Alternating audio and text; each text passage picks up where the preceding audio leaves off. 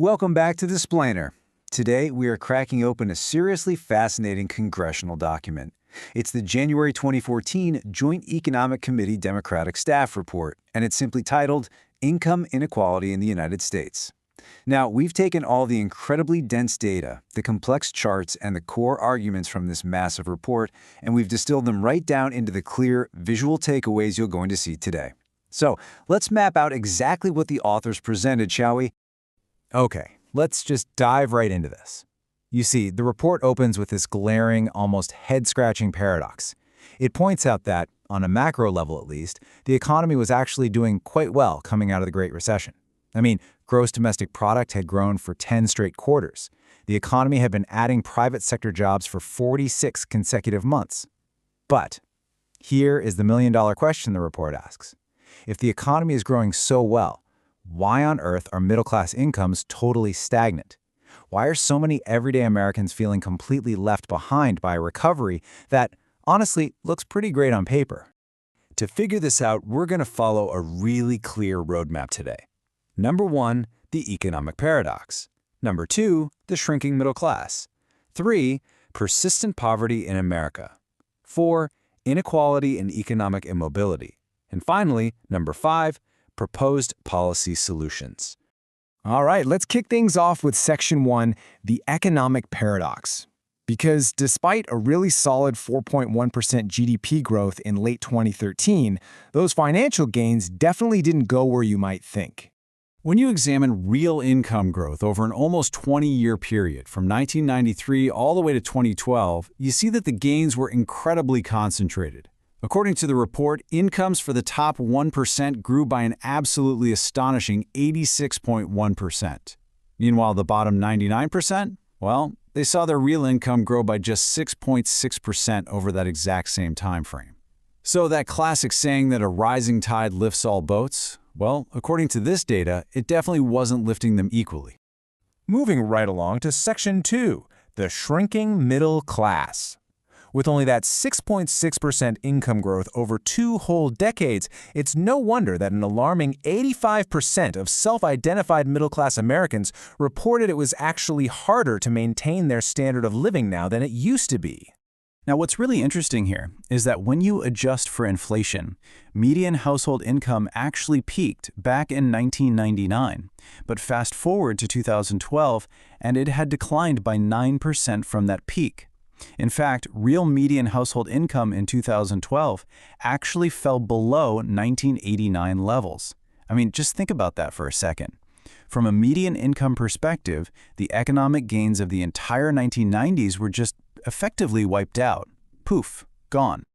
But you know, flat wages are really only half of the equation, right? The other half is the sheer cost of living. Because while wages were just sitting there stagnating, everyday expenses absolutely skyrocketed. Just look at healthcare. Per capita, it jumped from just under $2,700 in 1980 to nearly $9,000 in 2012. And college? A 4-year college education exploded from under $9,000 to over $21,000. So the middle class was literally getting squeezed from both sides. And the ultimate result of that squeeze is a trend the authors refer to as job polarization. Basically, job growth over recent decades has largely happened in either high-wage or low-wage occupations. It's totally hollowing out the opportunities right there in the middle. Consequently, the share of households right in that middle bracket, meaning annual incomes within 50% of the median, well, it dropped from 48.7% in 1980 to just 41.1% in 2010. So the middle class wasn't just feeling smaller, mathematically, it actually was shrinking. That brings us to Section 3, persistent poverty in America. Let's look at this stalled recovery. Historically speaking, the United States saw a really sharp decline in poverty during the 1960s, and that was a period that coincided with the launch of massive programs like Medicare and Medicaid. But notice what happens right after the 1970s. The progress just completely stalls out. For decades, the poverty rate has essentially flatlined, just bouncing back and forth between 11 and 15%. Which brings us to a genuinely shocking standalone data point. According to the report, in 2012, 46.5 million Americans were living in poverty. To put that massive number into perspective for you, that is roughly the entire populations of Texas and New York combined. And perhaps most alarmingly, this number included 21.8% of all children in the United States. And as the report notes, that's a statistic heavily tied to long-term issues with cognitive development and lifetime earnings. Now, there's a really common assumption out there that simply getting a job automatically keeps you out of poverty, right? But the data directly challenges that idea. In 2012, 7.3% of working-age adults still live below the poverty threshold. Nearly 17% of part-time workers and almost 3% of full-time workers were completely unable to clear the poverty line, even with a job. All right, let's transition into Section 4, Inequality and Economic Immobility, or as we might call it, the missing rungs of the American dream. By the time we hit 2012, a massive divergence in income had emerged. Just look at this. The average income for the top 1% of households hit $1.26 million. Meanwhile, the average for all households was just over $56,000. In fact, today, the top 10% of workers earn more than half of all the total income in the entire United States. So to understand why that massive gap actually matters, we need to define a term here: economic mobility. Basically, it's the likelihood that a child raised in one income group will move to a completely different income group as an adult. It's the whole promise of upward mobility. But the report shares a deeply concerning statistic here. 43% of Americans raised in the bottom income quintile just stay there as adults. The incredibly sticky nature of poverty at the bottom and wealth at the top really suggests that the economic ladder is missing a few rungs. And this brilliantly illustrates the global picture. When you compare the United States to the rest of the world, a very strong correlation emerges. Advanced nations with high inequality tend to have much lower economic mobility. The U.S. sits in a pretty concerning position on this metric. We significantly lag behind countries like Denmark, Norway, and Canada when it comes to a child's statistical ability to out-earn their parents.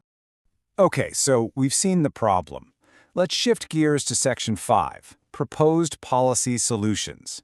These are the legislative cures proposed directly by the Democratic staff in the report.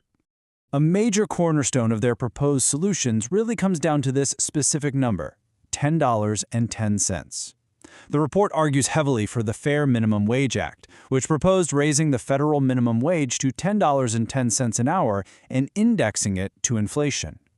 According to their calculations, that one single legislative change could lift 4.6 million Americans right out of poverty. But it's not just about wages. The report's first set of broader solutions focuses heavily on education and workforce skills. They propose better, more robust job training programs, boosting STEM education to make sure students are actually prepared for the modern economy, and a huge one, making college more affordable. Specifically, they highlight the need to cap student loan interest rates through acts like the Bipartisan Student Loan Certainty Act. Now, the second bucket of solutions tackles systemic economic structures. They argue for solidifying the social safety net, which means protecting programs like the Earned Income Tax Credit. They also propose fair tax treatment, specifically calling out the Buffett rule, which would apply a minimum 30% tax rate to millionaires. On top of that, they highlight the urgent need to fight pay discrimination, specifically noting the 81-cent gender pay gap. And finally, they point to Dodd-Frank's mandate requiring companies to disclose CEO-to-worker pay ratios as a way to improve overall corporate governance. Ultimately, the overarching goals of this entire proposed legislative agenda are captured perfectly in one concluding thought from the authors.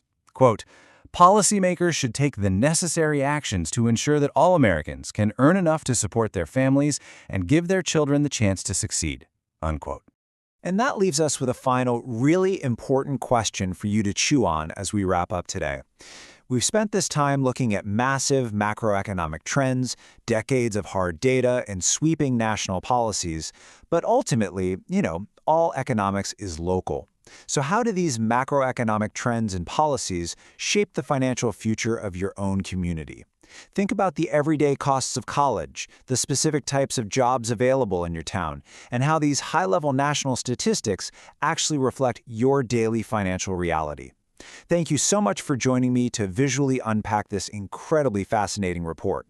Keep learning, keep asking those tough questions, and I will see you on the next explainer.